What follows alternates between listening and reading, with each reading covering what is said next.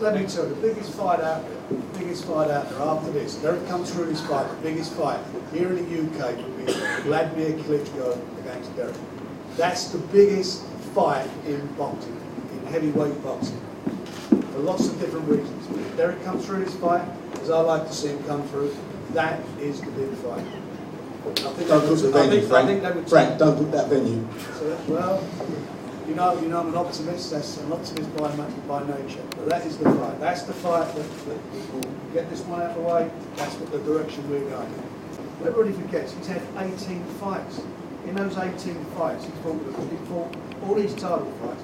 Not a lot of experience. Got robbed, blatantly robbed. Even Adam said that to me when we were talking. He robbed against Robert Lanius. That was a dreadful decision. He's now ranked #1 in the world. Kliczko gave him his best fight. A bit more experience, I think he would have beaten Vitali.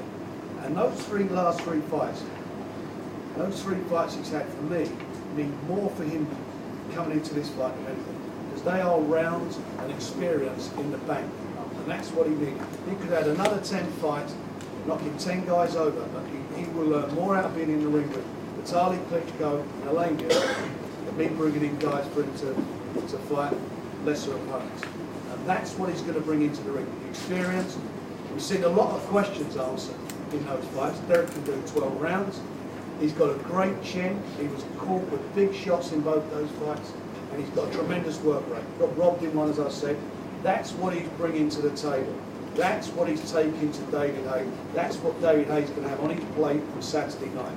And I'm just going to be really interested as a fight fan to see how David deals with it. Because I don't think David can fight Dereck like he's fought his other guys off the back foot. Because that's Dereck's fight. And it's going to be interesting to see how he deals with it. And if he does what he did against Enzo Macronelli, when he trained as hard and came in came in his best condition he could, as he said he has for this fight, then the fans are going to be in for a treat, because that's going to be war from the first bell.